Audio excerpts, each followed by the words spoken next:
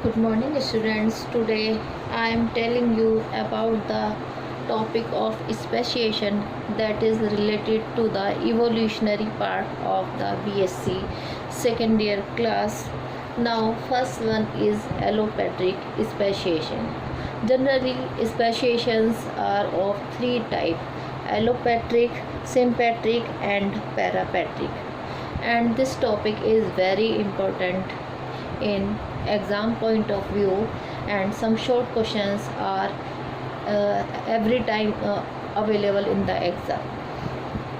Now first one is allopatric speciation. Firstly, I am telling you about the introduction. 20th century workers such as Mayer and Dobzhansky have refined and updated Wagner's hypothesis. ठीक है, WagonR ने अपने कुछ views दिए थे, उसी के according मायर और डॉब्जहांस्की ने कुछ अपने व्यूज़ रखे हैं. It's salient features are means इसका जो है यूज़ क्यों है. तो first one is gene flow between populations must be interrupted. एक तो ये स्पेशिएशन किस वजह से हो रहा है, जब आपस में जीन फ्लो इंटरप्टेड हो जाता है. ठीक है, जैसे आप देख सकते हैं यहाँ पे दो सेम स्पेसीज़ हैं, मिलती जुलती स्पेसीज़ हैं ए एंड जेड. इन दोनों के बीच में कोई गैप नहीं है, लेकिन जैसे टाइम टू टाइम मतलब आफ्टर सेवरल जनरेशन्स आप देख सकते हैं 3 न्यू स्पेसीज़ जनरेट हो गई हैं. तो इसमें क्या होता है, जीन जो है वो डिस्टर्ब हो जाता है और न्यू स्पेशीज़ बन जाती है. सेकेंड पॉइंट है populations must show genetic differences. Means genetic differences आने की वजह से इसमें क्या हो जाता है, जेनेटिक डाइवर्सिटी आ जाती है, विभिन्नता. Third point is populations are expose to selection and genetic drift. Selection means जो बहुत ज़्यादा फिट होती हैं स्पेशीज़, मीन्स जो फिज़िकली फ़िट होंगी, स्ट्रॉन्ग होंगी, नेचर उन्हें सेलेक्ट कर लेती है, और जो वीक पड़ जाती हैं स्पेशीज़ वो ऑटोमेटिकली डाई हो जाती हैं. तो यहाँ पर थर्ड पॉइंट में सिलेक्शन हो जाता है. Now number 1 is allopatric speciation. A species population usually has a discontinuous distribution. Means इसका जो डिस्ट्रीब्यूशन होता है वो कहीं कहीं पर होता है, यानी कि दूर दूर होता है. इस वजह से ये ऐसी है. You can see figure now how species population में be in due course of time become separated by distance. Means एक टाइम के बाद में ये जो स्पेशीज़ हैं कैसे एक दूसरे से सेपरेट होती जा रही हैं. आप देख सकते हैं ए और जेड कहाँ, तो फर्स्ट इनिशियल स्टेज में दोनों पास पास हैं, लेकिन आफ्टर जनरेशन बाई जनरेशन जब इनको जो है बहुत लंबा टाइम निकल गया, बहुत साल निकल गए, तो आप देख सकते हैं ए और जेड के बीच में कितना डिस्टेंस आ गया है, और 3 न्यू वेराइटी यहाँ पर बन गई है. इट मीन्स ए और जेड जो है इनमें आपस में ब्रीडिंग नहीं होगी.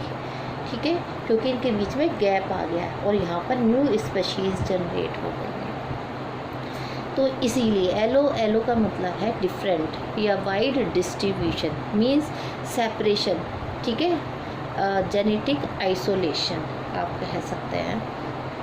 Population A and Z of the given species grow in size generation after generation. ठीक है, यानी कि ए और जेड स्पेशीज़ जो है ये जनरेशन आफ्टर जनरेशन ये ग्रो करती जा रही है.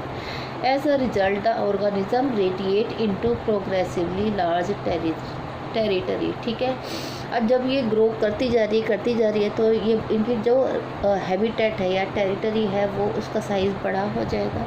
ठीक है, as a result the organisms radiate into progressively large territory. ठीक है, एरिया उनका रहने का बड़ा हो जाएगा. After few generations individuals of these populations A and Z at the opposite end of the territory may be too far off so that direct gene flow among them is not possible.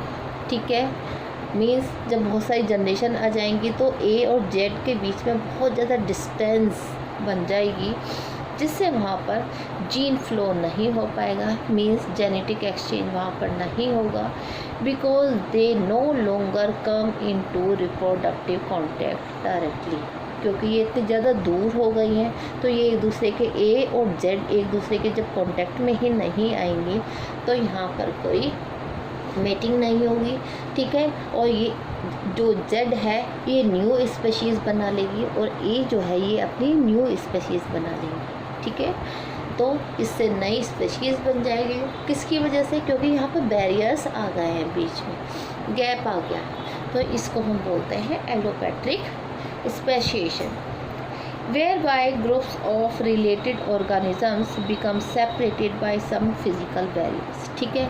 ऐसा क्यों होता है, क्योंकि बीच में barriers आ जाते हैं, means रुकावटें आ जाती है, जैसे कि सी आ गया, बाई चांस सी डेवलप हो गया कुछ सालों के बाद में, या फिर वहाँ पर माउंटेन आ गया, desert area by chance develop हो गया, ग्लेशियर आ गए, या फिर कोई रिवर है तो उसने वहाँ पर अपनी जगह बना लिया। तो इन रीज़न की वजह से जो स्पेशीज़ हो जाती है वो एक दूसरे से अलग होती चली जाती हैं, डिस्टेंस इतनी ज़्यादा हो जाती है कि वो अपनी अलग अलग स्पेशीज़ बना लेती हैं, क्योंकि वो कांटेक्ट, उनका आपस में कांटेक्ट नहीं हो पाता। अब इसके लिए बहुत सारे एविडेंसेस दिए गए हैं एलोपैट्रिक स्पेशिएशन के लिए। The bird Acanthiza pusilla is widely distributed on the Australian continent, ठीक है। ऑस्ट्रेलिया का एक छोटा सा कॉन्टिनेंट है, वहाँ पर एक बर्ड की वैरायटी रहती है एकेंथाइजा पुसीला, ठीक है। Its slightly differentiated population occur in Tasmania, ठीक है। उसी से मिलती जुलती मीन्स हल्का सा डिफरेंस है, सेम स्पेशीज़ कहाँ पर मिलती है, तस्मानिया में मिलते हैं। Where another species A ewingi also occur, ठीक है। जहाँ वहाँ पर उसका नाम क्या दिया गया है, एकेंथाइजा एविंगी, ठीक है। ऑस्ट्रेलिया में कौन सी मिल रही है, एकेंथाइजा पुसीला, वाइल तस्मानिया में कौन सी मिल रही है, Acanthiza ewingi. It is presume that during Pleistocene glaciation, ठीक है, जब प्लिस्टोसीन टाइम में ग्लेशिएशन हुआ, when sea level was lower, ठीक है, तो सी का लेवल जो है वो डाउन चला गया होगा, ग्लेशिएशन यानी कि बर्फ़ जम गई, ठीक है, तो सी लेवल डाउन चला गया, तो क्या हुआ, एकेंथाइजा पुसीला इन्वेडेड तस्मानिया, तो एकेंथाइजा पुसीला जो कि ऑस्ट्रेलिया में रहती थी, ठीक है, सी लेवल नीचे चला गया तो वो क्रॉस करके कहाँ चली गई, वो तस्मानिया में एंटर कर गई। With the rise of sea level, अब क्या हुआ, कुछ टाइम के बाद, कुछ सालों के बाद सी लेवल, वहाँ पर ग्लेशियर जो है वो पिघल गया और सी लेवल फिर से राइज हो गया। अब क्या हो गया, with the rise of sea level it becomes isolated, अब सी लेवल बढ़ने की वजह से जो तस्मानिया में, जो ऑस्ट्रेलिया में स्पेशीज़ रह रही थी और वो तस्मानिया में जो एंटर कर गई थी, वो तस्मानिया से वापस नहीं आ पाई, क्योंकि वहाँ पर जो है बैरियर्स आ गए, एंड डिफ्रेंशिएटेड इनटू एकेंथाइजा इविंगी, और वहाँ पर दूसरी स्पेशीज़ बन गई जिसको हमने नाम दिया एकेंथाइजा इविंगी, जो कि तस्मानिया में जाकर डेवलप हो गई। अब second invasion of Acanthiza occurred during later glacial period, and Acanthiza pusilla established itself both on the mainland and island, ठीक है। अब आज के टाइम में क्या है, जो एकेंथाइजा इविंगी है, ठीक है, वो ग्लेशियर रीजन में डेवलप हो गई है, और जो पुसीला है वो मेन लैंड पर भी डेवलप कर रही है और वो आईलैंड पर भी डेवलप कर रही है। It mean it is a dominant species. Now sympatric speciation, you can सी है सिम्पैट्रिक स्पेशिएशन। सिम्पैट्रिक स्पेशिएशन में कोई जियोग्राफिकल डिस्ट्रीब्यूशन नहीं होता, मीन्स सेम एरिया में, मीन्स सेम एरिया में ही सारी स्पेशीज़ रहती हैं, बट उनके जो जीन्स हैं उनमें चेंज हो जाता है, क्रोमोसोम्स में चेंज हो जाता है, जिसकी वजह से वहाँ पर न्यू स्पेशीज़ जो है वो डेवलप कर जाती है। आप देख सकते हैं sympatric population inhabiting the same area, ठीक है। ये सारी जो स्पीशीज़ होती हैं सिम्पैट्रिक वाली, ये सेम एरिया में ही रहती हैं। The sympatric species can arise either due to change in the chromosome number और due to introgressive hybridization and polyploidy. Means जो क्रोमोसोम्स में डिफरेंसेस आएंगे, चाहे वो पॉलीप्लॉइडी की वजह से मीन्स क्रोमोसोम का नंबर बढ़ गया है, या फिर एन्यूप्लॉइडी की वजह से मीन्स क्रोमोसोम का नंबर जो है वो कम हो गया, या फिर वहाँ पर जो क्रोमोसोम्स हैं उसमें हाइब्रिडाइजेशन हो गया है, मीन्स मिक्सिंग हो गई है, ठीक है। या फिर क्रोमोसोम का नंबर जो है किसी भी कंडीशन में कम या ज़्यादा होता है, तब सिम्पैट्रिक स्पेशिएशन होता है। The change in the chromosome number में अकर बाय पॉलीप्लॉइडी, एन्यूप्लॉइडी, हैप्लॉइडी और ट्रांसलोकेशन, ठीक है। पॉलीप्लॉइडी मीन्स क्रोमोसोम का नंबर बढ़ जाना, एन्यूप्लॉइडी मीन्स क्रोमोसोम का नंबर कम हो जाना, हैप्लॉइडी मीन्स सिंगल क्रोमोसोम का होना, मीन्स पेयर में ना होना। और नेक्स्ट है ट्रांसलोकेशन, मीन्स लोकेशन ही क्रोमोसोम की चेंज हो जाना, यानी कि अदला बदली हो जाना। इन चीज़ों की वजह से ही सिम्पैट्रिक स्पेशिएशन होता है। Examples of origin of species by these methods are quite frequent in plants. सबसे ज़्यादा सिम्पैट्रिक स्पेशिएशन जो होता है वो प्लांट्स में होता है। बहुत कम केसेस ऐसे होते हैं कि ये एनिमल्स में होता है। एनिमल्स में भी बहुत कम वैरायटी में मिलता है, सपोज ड्रोसोफिला, ठीक है, फॉर एग्जांपल ड्रोसोफिला। अब यहाँ पर हम देखते हैं, यहाँ पर वीट की कुछ वैरायटी होती है, जैसे कि डिप्लॉयड एंड कॉर्न वीट। इसमें 7 पेयर्स ऑफ क्रोमोसोम प्रेजेंट होते हैं। 7 पेयर्स मीन्स 14 क्रोमोसोम इसमें प्रेजेंट होते हैं। नेक्स्ट है टेट्राप्लॉयड एमर वीट। ये हार्ड वैरायटी होती है वीट की। इसमें 14 पेयर्स ऑफ क्रोमोसोम होते हैं, मीन्स 28 क्रोमोसोम। नेक्स्ट है हेक्साप्लॉयड, ठीक है। हेक्साप्लॉयड वल्गेयर वीट, ये सॉफ्ट वीट होता है। इसमें 42 क्रोमोसोम्स होते हैं, यानी कि 21 पेयर्स ऑफ क्रोमोसोम इसमें प्रेजेंट होते हैं। अब ड्रोसोफिला की बात करें तो ड्रोसोफिला की भी बहुत सारी वैरायटी हैं, जैसे कि ड्रोसोफिला मेलेनोगैस्टर, ड्रोसोफिला अमेरिकैनस। इसमें इन दोनों में ही, यानी कि मेलेनोगैस्टर और अमेरिकैनस में 4 pairs of chromosomes generally present होते हैं।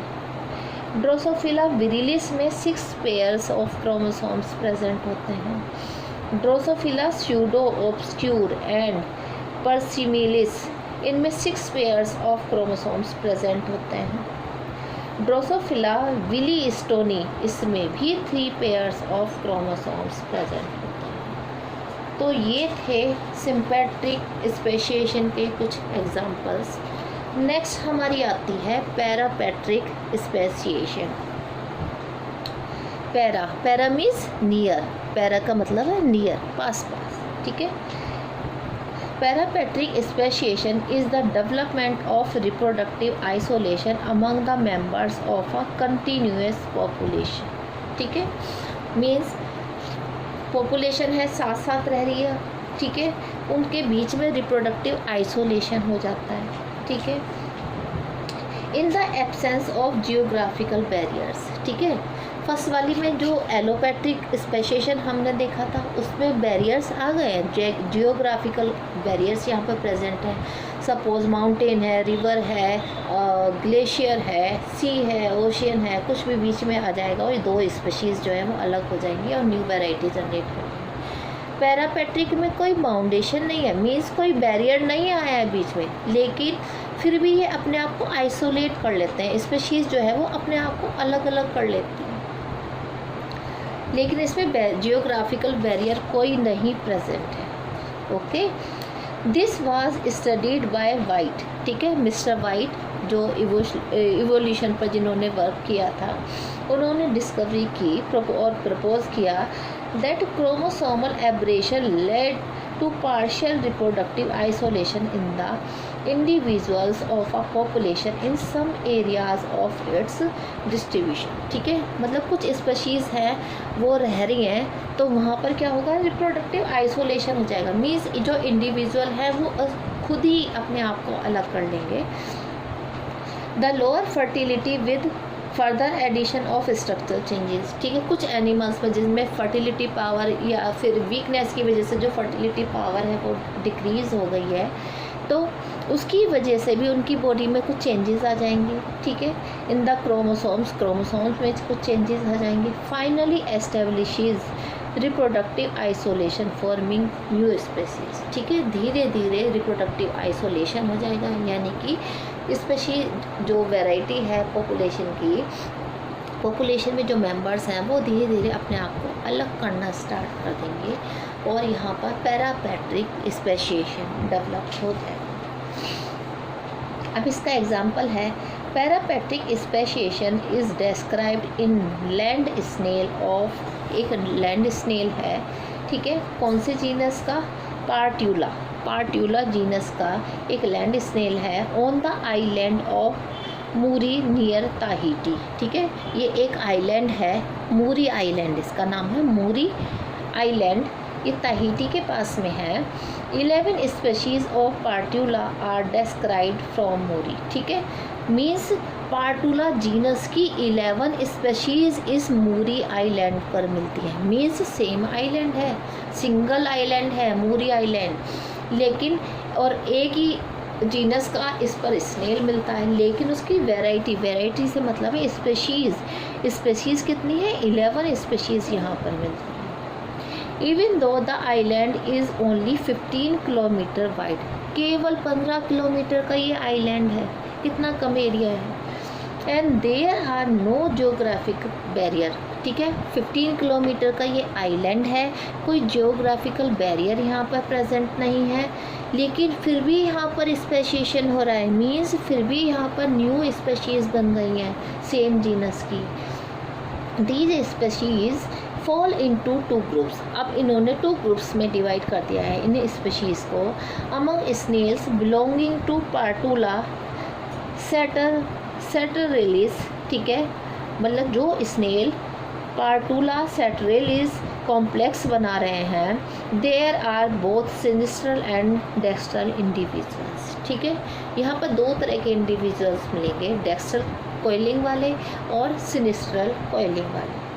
The dextral and sinistral forms occur in different areas. ठीक है, इन्होंने देखा कि डेक्स्ट्रल फॉर्म और सिनिस्ट्रल फॉर्म जो हैं ये दोनों अलग अलग एरिया में मिल रही हैं, बट इन सर्टेन एरियाज, लेकिन कुछ एरिया ऐसे हैं दीज एग्जिबिट रेस्ट्रिक्टेड हाइब्रिडाइजेशन। ठीक है, while in some other area the reproductive isolation is in the progress of being established. Means कुछ तो स्पेशीज़ ऐसी हैं जहाँ पर मिक्सिंग मिल रही है। ठीक है, कुछ ऐसी हैं जिन्होंने बिल्कुल ही अपने आप को सेपरेट कर लिया, जैसे आप ए और ई का देख सकते हैं।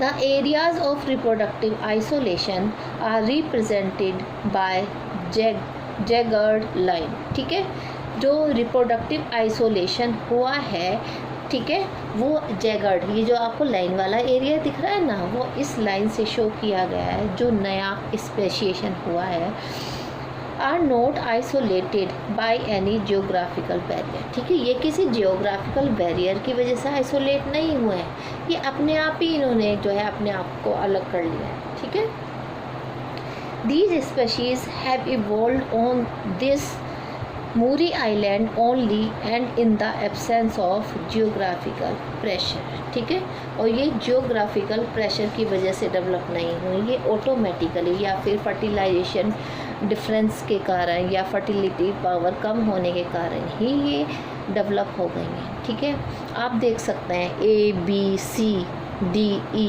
कितनी सारी स्पेशीज़ हैं, मतलब 15 किलोमीटर के एरिया में इतनी सारी स्नेल की वैरायटी बन गई है। इन्होंने कहा कि 11 स्पेशीज़ यहाँ पर डेवलप हो गई हैं। आप देख सकते हैं ए, ठीक है, पूरी तरह से आइसोलेटेड है, और यहाँ पर ए और डी में कौन सी स्पेशीज़ मिलती है, जिन स्नेल्स में सिनिस्ट्रल कोइलिंग होती है। कौन सी होती है? सिनिस्ट्रल कोइलिंग होती है। और बी और सी ये कौन सी स्पेशीज़ हैं? जहाँ पर डेक्स्ट्रल फॉर्म मिलती है, डेक्स्ट्रल कोइलिंग होती है। ठीक है। ई में भी सिनिस्ट्रल कोइलिंग होती है, मींस इतने छोटे एरिया में भी बहुत सारी स्पेशीज़ जो है वो डेवलप कर सकती हैं। तो इस तरह के स्पेशिएशन को हम कहेंगे पैरापेट्रिक स्पेशिएशन। आई होप स्टूडेंट्स आपको ये टॉपिक बहुत अच्छे से समझ में आया होगा। मेरी तबीयत भी ठीक नहीं है, काफ़ी तेज़ फीवर के बाद आज मैंने 2-3 दिन में एक टॉपिक तैयार किया है। आई होप आप इसको अच्छे से समझेंगे। Okay, bye bye students.